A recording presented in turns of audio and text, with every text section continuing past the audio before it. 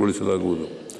Cloud computing ಮತ್ತು ನೂತನ ತಂತ್ರಜ್ಞಾನಗಳ ಅಭಿವೃದ್ಧಿಗೆ ಒತ್ತು ನೀಡುವುದರ ಜೊತೆಗೆ ಶ್ರೇಣಿ 2 ಮತ್ತು ಶ್ರೇಣಿ 3 ನಗರಗಳಿಗೂ ಮಾಹಿತಿ ತಂತ್ರಜ್ಞಾನ ಕ್ಷೇತ್ರ ವಿಸ್ತರಿಸಿ ಜಾಗತಿಕ ತಂತ್ರಜ್ಞಾನ ಕೇಂದ್ರವನ್ನಾಗಿ ಕರ್ನಾಟಕದ ಸ್ಥಾನವನ್ನು ಬಲಪಡಿಸುತ್ತದೆ. ಕರ್ನಾಟಕವನ್ನು ಕೃತಕ ಬುದ್ಧಿಮತ್ತೆ AI ಆಧಾರಿತ ಕ್ಷೇತ್ರದಲ್ಲಿ ಪಾರಮ್ಯ ಸಾಧಿಸಲು ಮುಂದಿನ 5 ವರ್ಷಗಳಲ್ಲಿ 50 ಕೋಟಿ ರೂಪಾಯಿಯೊಂದಿಗೆ centre for applied AI for tech solutions ಸ್ಥಾಪಿಸಲಾಗುವುದು.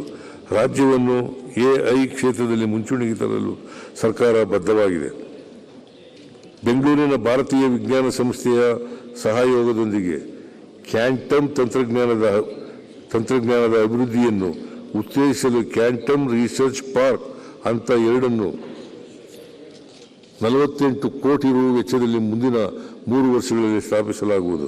ಕರ್ನಾಟಕ ಜೈವಿಕ ತಂತ್ರಜ್ಞಾನ ನೀತಿ 2024-29 MSME ಮತ್ತು ಉದ್ಯಮ ವಿಭಾಗದಲ್ಲಿ 1,500 ಕೋಟಿ ರು ಹೂಡಿಕೆಯನ್ನು ಆಕರ್ಷಿಸುವ ಉದ್ದೇಶ ಹೊಂದಲಾಗಿದ್ದು 220 ಕೋಟಿ ರೂಪಾಯಿ ಪ್ರೋತ್ಸಾಹದ ಮೂಲಕ ಜಾರಿಗೆ ತರಲಾಗುವುದು. ಬೆಂಕಿ ಅನಾಹುತದಲ್ಲಿ ತೀವ್ರ ಹಾನಿ ಸಂಭವಿಸಿದ ಬೆಂಗಳೂರು ಬಯೋ ಇನ್ನೋವೇಷನ್ ಸೆಂಟರ್ನ ಪುನರ್ ನಿರ್ಮಾಣಕ್ಕೆ ಒಟ್ಟು 57 ಕೋಟಿ ರು ನೆರವು ನೀಡಲಾಗುವುದು. ಪ್ರಸಕ್ತ ಸಾಲಿನಲ್ಲಿ 20 ಕೋಟಿ ರೂಪಾಯಿ ಅನುದಾನ ಒದಗಿಸಿದೆ. ಜಾಗತಿಕ ಸಾಮರ್ಥ್ಯ ಕೇಂದ್ರಗಳ ವಲಯದಲ್ಲಿ ಕರ್ನಾಟಕದ ನಾಯಕತ್ವವನ್ನು ಮತ್ತಷ್ಟು ಬಲಪಡಿಸಲು ಕಿಯೋನಿಕ್ಸ್ ಮೂಲಕ ಗ್ಲೋಬಲ್ ಇನ್ನೋವೇಷನ್ ಡಿಸ್ಟ್ರಿಕ್ಟ್ ಅನ್ನು ಮೈಸೂರು, ಬೆಳಗಾವಿ, ಧಾರವಾಡ ಮತ್ತು ಬೆಂಗಳೂರಿನಲ್ಲಿ ಅಭಿವೃದ್ಧಿಪಡಿಸಲಾಗುವುದು. ಕೋಲಾರ, ರಾಮನಗರ, ಚಿತ್ರದುರ್ಗ ಮತ್ತು ವಿಜಯನಗರ ಜಿಲ್ಲೆಗಳ ಹೊಸ ಉಪ ಪ್ರಾದೇಶಿಕ ವಿಜ್ಞಾನ ಕೇಂದ್ರಗಳನ್ನು ಸ್ಥಾಪಿಸಲಾಗುವುದು. ಪ್ರಸಕ್ತ ಸಾಲಿನಲ್ಲಿ 9 ಕೋಟಿ ರೂಪಾಯಿ ಒದಗಿಸಲಾಗಿದೆ. ಎಲೆಕ್ಟ್ರಾನಿಕ್ಸ್ ಉತ್ಪಾದನೆಗೆ ಪೂರಕ ವ್ಯವಸ್ಥೆಯನ್ನು ಸೃಷ್ಟಿಸಲು ಮೈಸೂರಿನ 150 ಎಕರೆ ಪ್ರದೇಶದಲ್ಲಿ ಅತ್ಯಾಧುನಿಕ ಪ್ರಿಂಟೆಡ್ ಸರ್ಕ್ಯೂಟ್ ಬೋರ್ಡ್ ಪಾರ್ಕ್ ಅನ್ನು ಅಭಿವೃದ್ಧಿಪಡಿಸಲಾಗುತ್ತಿದೆ. ಕರ್ನಾಟಕದಲ್ಲಿ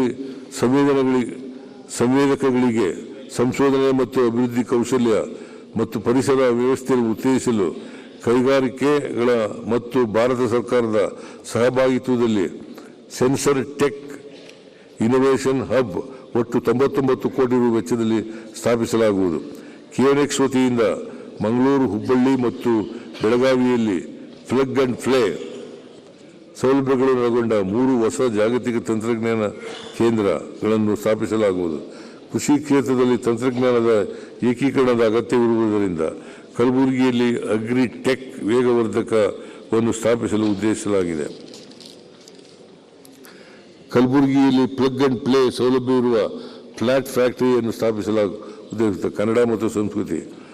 ಬಾಗಲಕೋಟೆ ಜಿಲ್ಲೆಯ ಇತಿಹಾಸ ಪ್ರಸಿದ್ಧ ಮತ್ತು ಪಾರಂಪರಿಕ ತಾಣವಾದ ಬಾದಾಮಿಯ ಚಾಲುಕ್ಯ ಉತ್ಸವದಲ್ಲಿ ನೇತೃತ್ವ ಕಾರ್ಯಕ್ರಮವನ್ನು 2 ಕೋಟಿ ನೃತ್ಯೋತ್ಸವ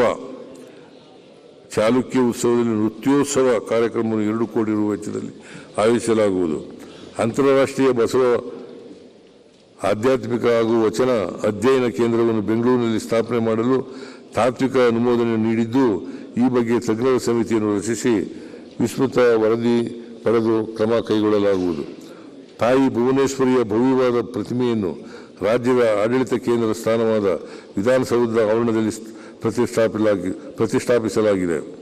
ಕೇಂದ್ರ ಸಾಹಿತ್ಯ ಅಕಾಡೆಮಿ ಪ್ರಶಸ್ತಿ ಪುರಸ್ಕೃತರಾದ ಶ್ರೀ ಬೋಳುವಾರು ಮೊಹಮ್ಮದ್ ಕುನ್ನಿ ಅವರ ಸ್ವಾತಂತ್ರ್ಯದ ಓಟ ಕಾದಂಬರಿಯನ್ನು 1 ಕೋಟಿ ರು ವೆಚ್ಚದಲ್ಲಿ ನಾಟಕ ರೂಪದಲ್ಲಿ ನಿರ್ಮಾಣ ಮಾಡಿ ರಾಜ್ಯಾದ್ಯಂತ ಪ್ರಕಟಿಸಲಾಗುವುದು.